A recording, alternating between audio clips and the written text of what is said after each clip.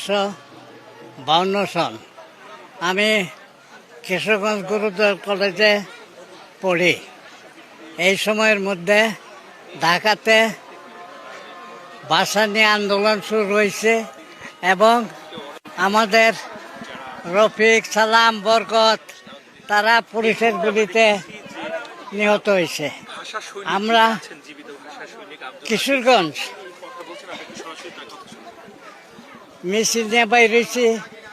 মিছিলে আমরা ছাত্র ছাড়াও বহুত মানুষ সমবেত হয়েছে আমাদের সাথে চলছে।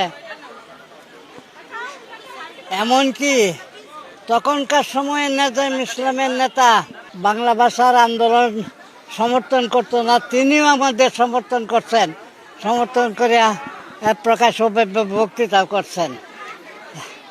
এইটা এরপরে সারা বাংলাদেশে বাংলা ভাষার জন্য মানুষ এত উজ্জীবিত হয়েছে যে মানুষ, গ্রামের অশিক্ষিত মানুষ স্লোগান দিছে, নুরুল আমিনের কাল্লা চাই, নুরুল আমিনের কাল্লা চাই।